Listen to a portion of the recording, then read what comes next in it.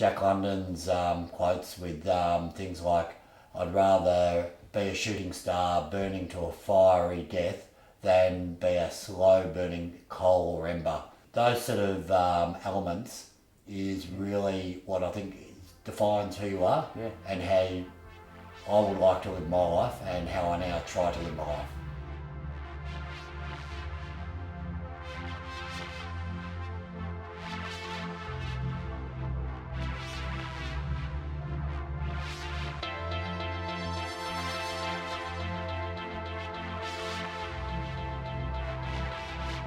Tim, mate, first of all, just tell us how you got involved in rowing. Was it something from a young age? Yeah, I did the schoolboy rowing thing, went to good old Wesley College, got introduced to rowing about 92 odd, and then it overtook my life for the next 4 years at school, and a little bit after.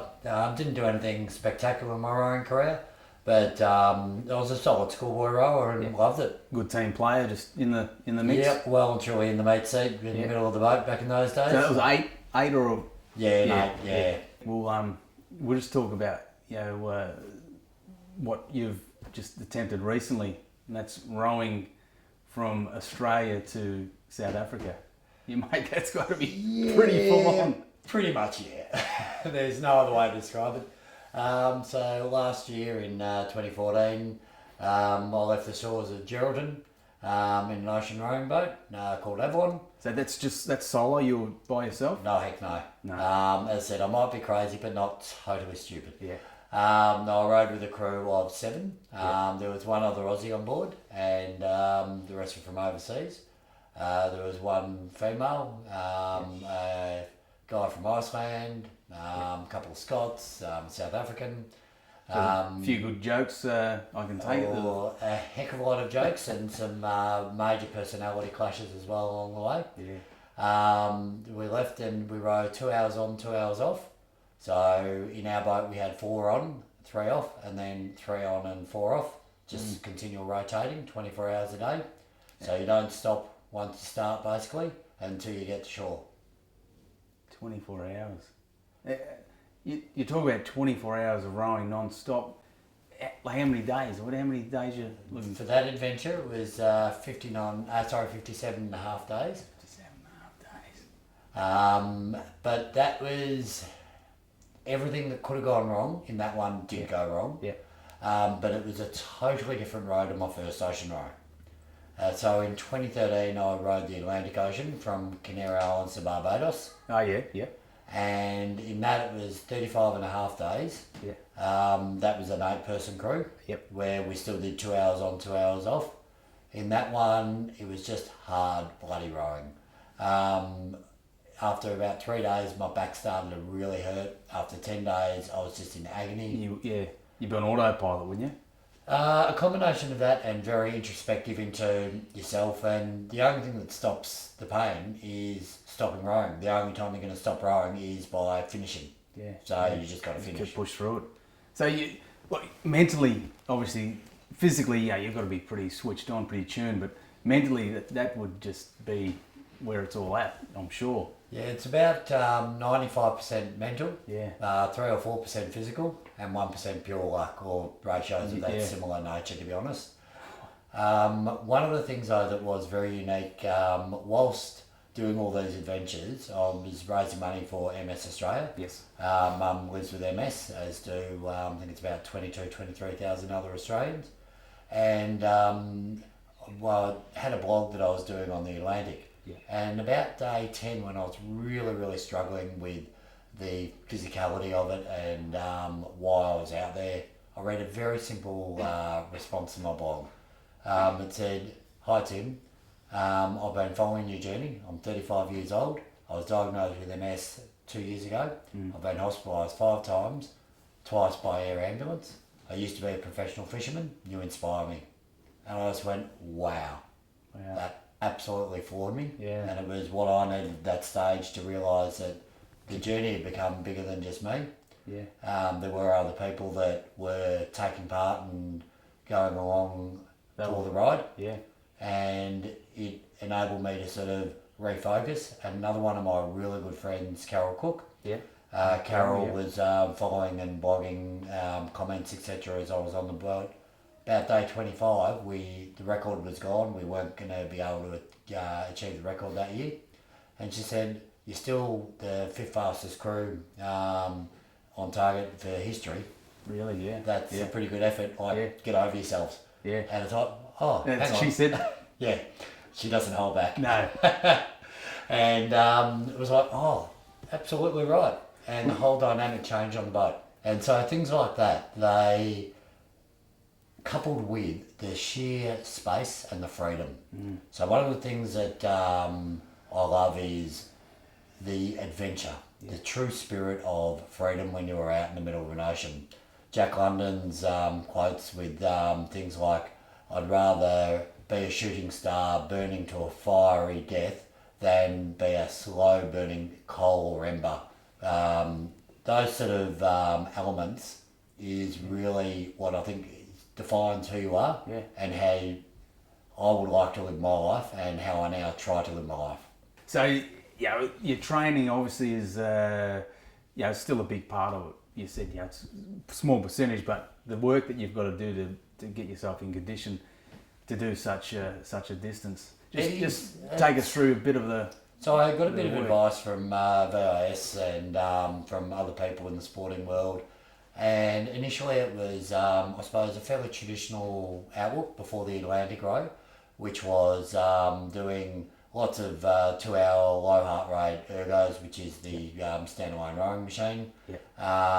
Doing a couple of 3-4 hour bike rides, low heart rate again. And that's really about it. Long endurance weights, 30 reps at a stuff. So that's what I did. So whilst I was at work on a work day, I'll do 4 hours, so 2 sessions morning and night. Then on my days off, I'll do 6 or 8 or 10 hours of training. At the same time, I was putting on weight. When I started this adventure, I was about 78, 79 kilos. You use about 6,000 calories per day on an ocean boat, but you cannot physically consume that much. And the foods that you consume on board are very high calorie, obviously, but they're dehydrated or rehydrated foods, so and chocolate bars and protein powders, etc. So your body doesn't accept those very well either. So your uptake of the calories isn't as effective as it would be with natural foods on land. So you got to have those stores already. Very much so. So I lost in my first row 15 kilos over 35 days. So to put that weight on, my dietitian was actually telling me to go out, have beers, have a Parma with the beers, so you could at least, or a pizza, so you could absorb the most fat you can from the food that you're eating. I'll get the number of this dietitian. Sounds good. I was bloody rude texting her with a photo at 10 o'clock at night going, "Look at all the beers, I'm doing it." Wouldn't be many dietitians give that advice. Oh, but it's a unique sport. There is no other sport, no other ultra endurance event that goes at that continual pace without break or without recovery. Every other sport has recovery somewhere. Yeah, that's it. You're just on the go. So with regards to things like the weight and the preparing and the training, so after the Atlantic I came back, I had an issue with my back from the sheer quantity of training I did prior to, I think, put my body in a position that wasn't in the best it could be for an ocean row. I was at sort of probably peak fitness, but carrying obviously the weight that I needed to, but because of the sheer amount of training I had, as soon as it was under constant pressure, it just buckled. And it was only thankfully that my mind and the crew I had around me helped me get me through the adventure. On the second row, my approach was very, very different. I did a much more standard training program, sort of based on what the Pirates row out of Melbourne Uni Boat Club and the program that Melbourne Uni used. I sort of hacked a bit of that up and used it for my own purposes. Obviously combining shift work, coaching and life somewhere amongst all that. You've got to have a bit of rest and recovery. So I learned, I think, a lot out of my first approach. 2 hour or 1 hour sessions on the ergo were so much better with doing shorter, higher intensity stuff than doing the extra long and doing the higher intensity weights. was a much better approach, because on the ocean, even though it's constant, there are times where you have to lift a mammoth load at a moment and do it at maximal for the 2, 4, 5, 10 minutes. Yeah. So you still need power. Yeah, that's what I was going to say. You wouldn't be just in that rhythm of, Yeah. I'm sure, currents or waves or... Yep, exactly. Yep. So as we went through from that training, also my eating, I realised that as much as the weight loss was an issue, again, your body will just adapt and do what it needs to do. So I didn't put on quite as much weight as last time. However, our preparation in Geraldton, we had a lot of issues waiting for the boat to get through customs and repairs to the boat from the last road that hadn't been done yet. And so whilst waiting there, I maybe sampled a couple of the establishments just a couple of times. That's all right. So my weight gain was quite high at the end. Okay. Well, you're there, you might as well do it. Oh, hell yeah. Great place to sit and have a beer overlooking the Indian Ocean. You were going to go, almost 60 days without it, so... Exactly. And that's the thing, it just does not matter. Yeah. So in the Atlantic, in the Canary Islands, we're there at Port of Magan, and the guys that have rode oceans before, they're living life, they're enjoying themselves, they're having a ball. And I'm going, and the rest of the crew that haven't rode an ocean, what do you mean, like we're about to do the biggest things in our lives? How can you go and just do that? Like, what do you mean? And I realise it doesn't make a ruddy bit of difference. No. 12 hours out on that boat, everyone's even. Yeah. Everyone's the same. Yeah. Doesn't matter what you've done just momentarily before. As long as you've been happy prior to going on that boat, and you're taking that spirit of adventure and that challenge and that acceptance that it is going to go to crap out there, then you will survive. So to probably put it into perspective, I'll go through some of the, shall we say, the fun parts of the trip. Yeah, by all means, let's hit me with it. So we've departed from Geraldton, and we had some really good conditions going out. So we've made some amazing miles on our first few days, over 100 miles. We nearly got the record for the distance covered. When the waves and the wind get too high, we disconnect the auto helm. The auto helm basically is connected to the GPS, pushes a rudder arm, pushes the actual rudder unit at the rear of the boat to give you steerage. As the conditions get bigger, the computer can't handle it. So you need a manual steering. So you connect 2 ropes, one either hand, and you stand at the stern of the boat, facing the direction you're facing. So there's a little compass at the bow end of the boat, 40 foot away, or there's a GPS unit underneath where you can't actually see it. So you're standing out there, ropes basically rip through your hands because the sheer force of 35, 40 knot winds and 5 to 8 metre, 10 metre waves. So it's fun, shall we say. So myself and the skipper, so I was first mate, and the skipper, we would, instead of rowing for 2 hours on, 2 hours off, we would actually steer for 2 hours. And steering's actually more difficult than rowing by a long way, because you're standing still. In the army they use standing still, not moving for 2 hours as punishment. We did that for 12 hours a day. With ropes that were ripping your hands apart basically, and nearly cutting your hand in half. We're then rowing along one morning, and we just felt this massive clunk. What the? There's a whale, blue whale, scraping along the bow of our boat. Really? And then he's done a big U-turn and come back around again. Had a bit of a look. Yeah, I don't know whether he thought we were another whale, wanting to scratch, have no idea. But he missed us a second time and just swam off. It was just bizarre. Who would have thought you'd hit a whale in the middle of the all that space. Yeah, bizarre. Then probably a few days after that, one of the other Aussie crew member on board, he unfortunately spilt boiling water over himself when he was cooking. It was a preventable incident that shouldn't have occurred, however it did. It scalded the front of his leg, the back side of his leg and the back, so his whole hamstring was basically worse skin. Oh, really? Now, an ocean rowing boat is not a place to have an injured person. Wouldn't be much room to not only much room, it is a hot, humid, fetid, rotten environment. So our cabin, the stern cabin, because I shared it with the skipper, so we would just rotate. We had all the equipment in there. Yeah. It smelled like getting into a rotting mulch. Really? That was how disgusting it was, and you had to seal it. So every break, because of the weather was so big, you had to seal it. Otherwise, if you got swamped by water, it wouldn't self-right. Yeah, yeah. So you got to a point it was that heavy and thick with pores and God knows what in the air, you couldn't actually talk. God knows what was doing to our body, to our health. Oh, yeah. But that was what we dealt with. So in the bow cabin, they were rotating with the rest of the crew, the other 5, and it's just a rotten, fetid environment. And you've got these open sores that were going septic after a couple of days, so he had to be rescued. So we arranged for the rescue centre in Australia to have a cargo ship meet us. That just deviated slightly off course.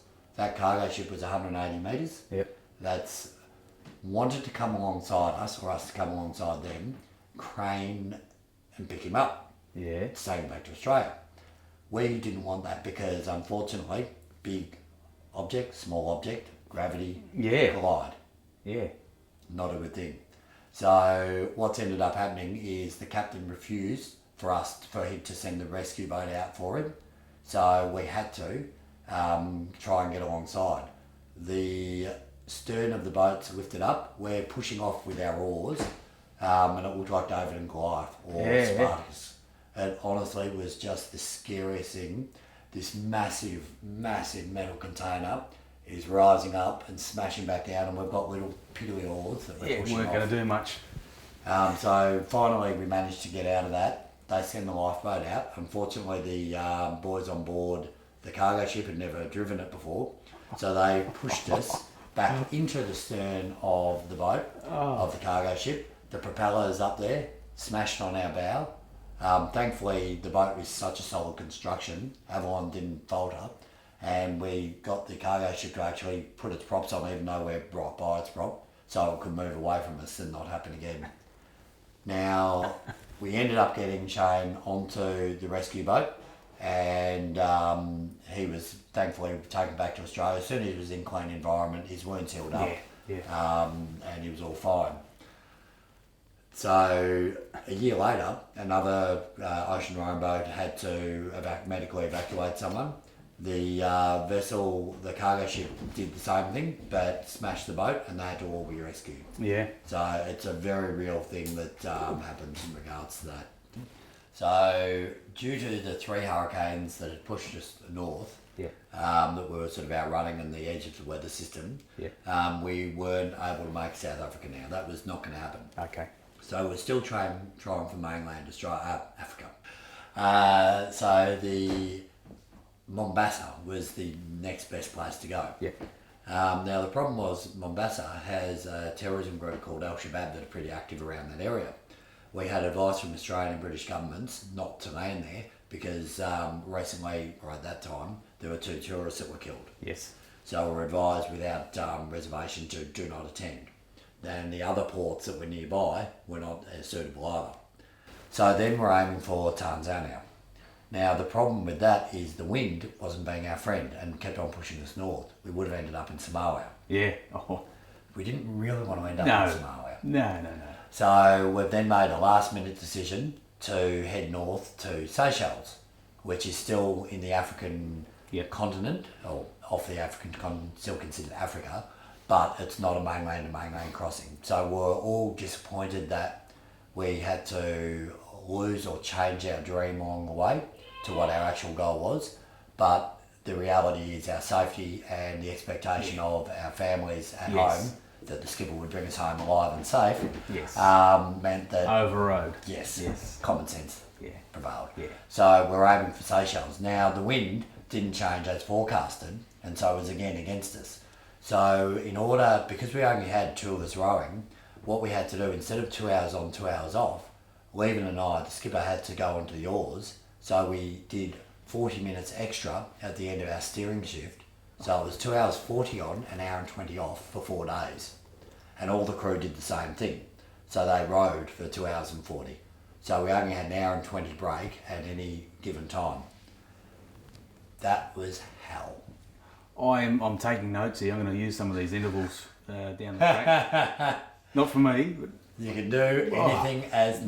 nice. There is absolutely, if you have the need or desire to push your body through it, it will get through, but it is hell. no, Tim, I don't. I'm not motivated to go anywhere near an ocean rowing boat after hearing that.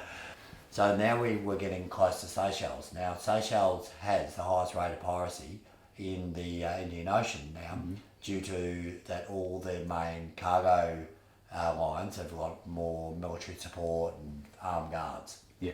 Now prior to departure, we discussed importing and then exporting firearms for our journey. Obviously being a policeman by occupation, that's fairly common sense to if you need something to protect yourself. The skipper's got all various permits, etc. in the UK. However, we determined that for the process of what we would actually need and for the outcome of having it on board, that we wouldn't take firearms on board. Okay.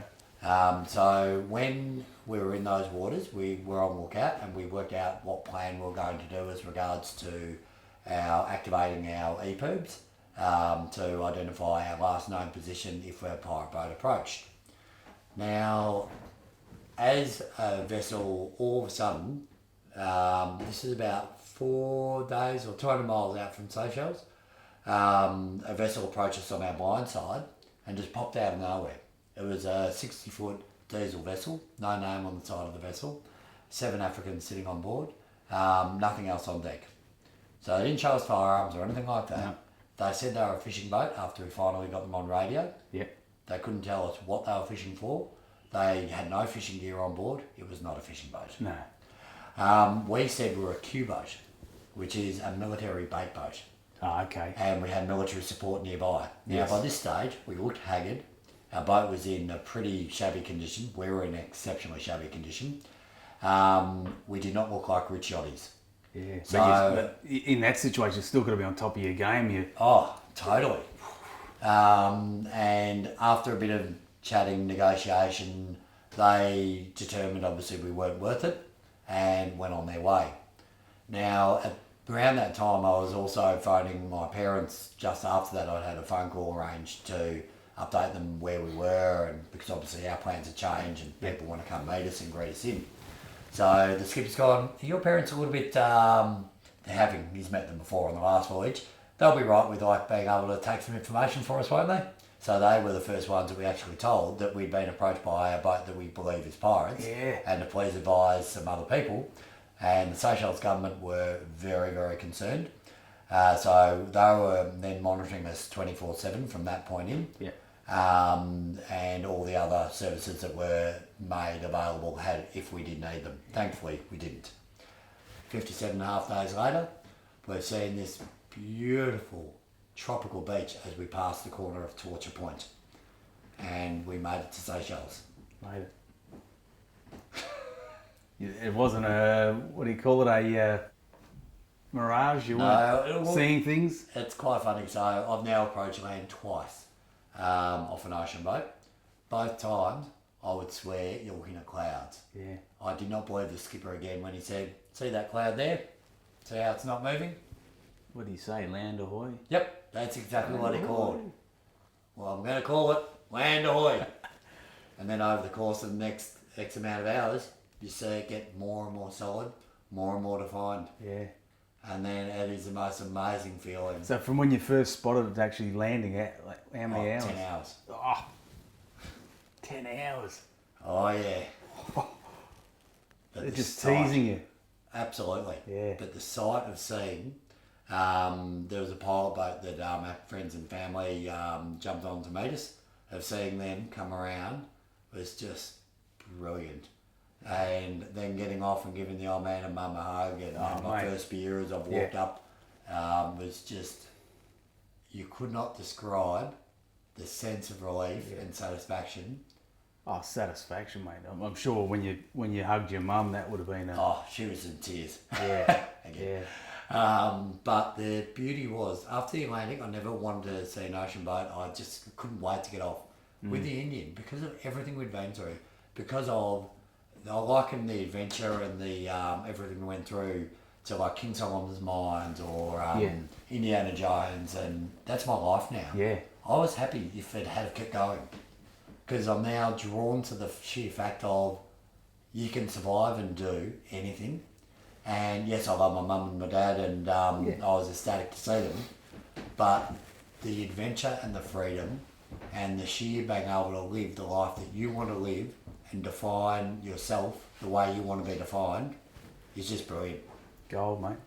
And then to be able to raise some money for MS Australia along the way, we raised 35 grand as a result. Good work. Was also sort of a lovely little thing to be able to do as well. Beautiful. So, yeah, next challenge. What's next? Well, there's a couple of challenges I've got in mind actually. One will be anything that you need a bike for. There is actually. It is. All right. Let's go. Want to be the first. I don't believe anyone's actually done it unsupported and on a push bike or fat bike would probably be. Yeah. To ride from Oman to Dubai. Okay. There's Alistair Humphreys and whoever's co was hauled a half bike cart across the desert. There's another couple of bikes that have hauled a cart across the desert. How far?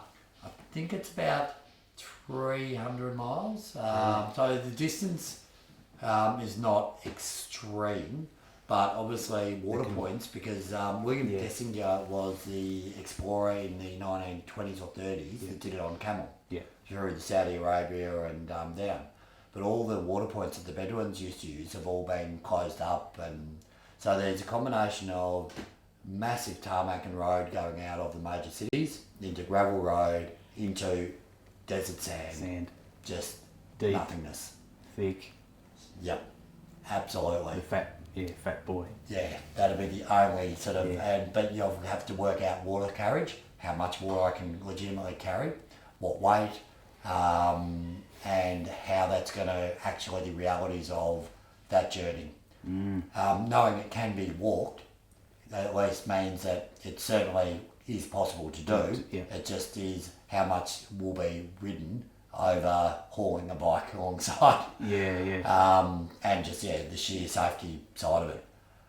So that's the first adventure that is on the cards in the next year to two, depending on obviously personal finances. Because so far I've self-funded everything. Really? Okay. It's cost me probably about 100 grand on my money to enjoy my own adventures.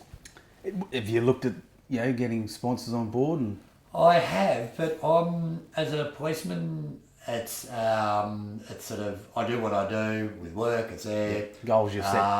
And it's just something that I'm not great in a corporate environment. I'd love someone to be able to hand me it, but I know it doesn't work that way. Life doesn't sort of. And there is also something very true and very clean about being able to self-fund and do it on your own as well. Yeah, off your own back, mate. Yeah, you change once you become commercialised in any way. It does change the element, and obviously other people then have expectations of what you're going to do as well. Yeah, rather than you're doing it for you, or you, your mum, family. And so it's certainly something I would love, and I'm going to need to at some point if I'm going to maintain adventuring within my life, because I can't support it totally.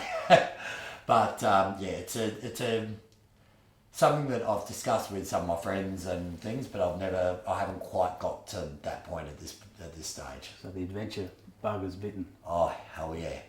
And in July, I'll potentially, if everything goes right, row around Great Britain from Edinburgh to Edinburgh.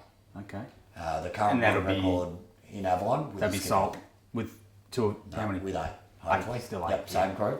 Yeah. Well, not same crew, but same skipper, same boat. Yep. Hopefully beating the record, which is currently 26 days. Okay. So it'll be a short sprint. Short, yeah. I can give you some help. If it's a sprint, I'll be able to assist.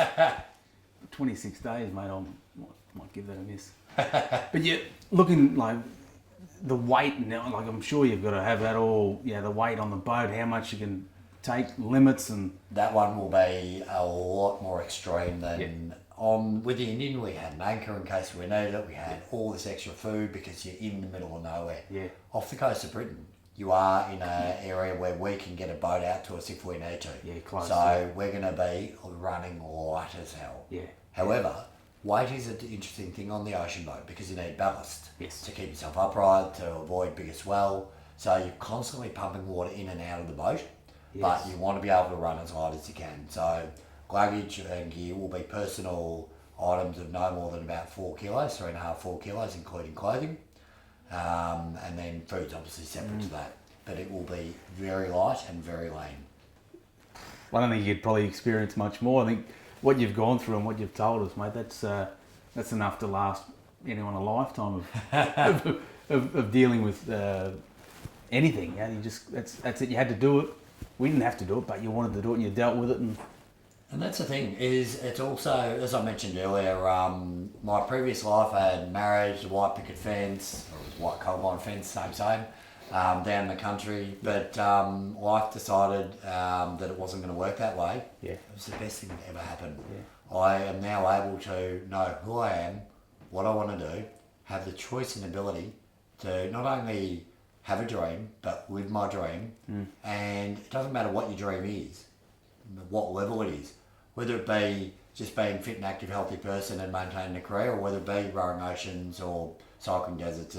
But as long as you have that ability to be self-motivated and surround yourself with like-minded people, you'll enjoy your life. Spot on.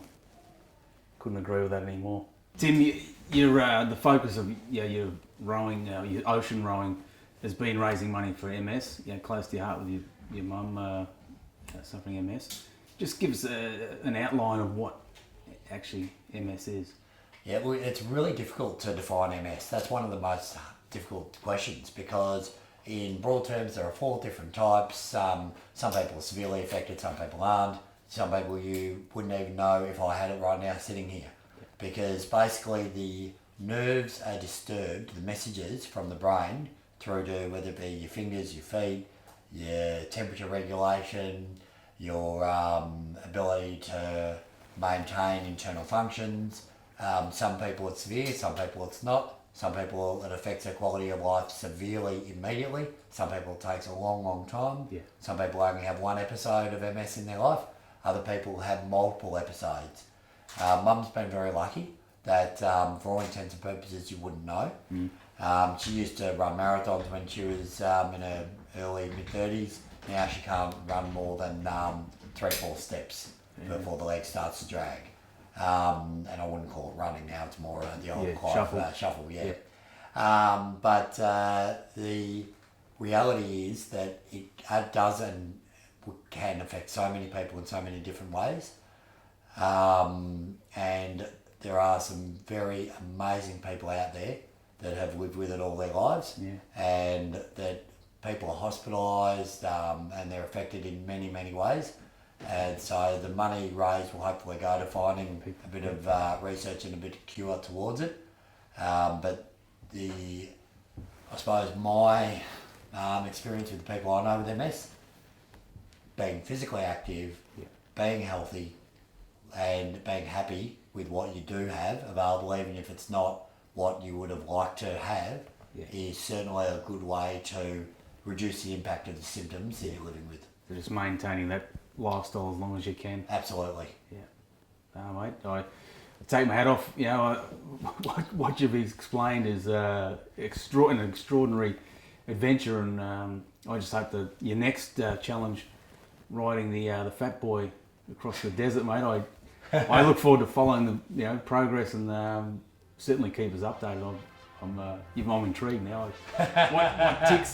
What makes your mind tick, I don't know, but it's certainly you're a tough unit. So I wish you all the best.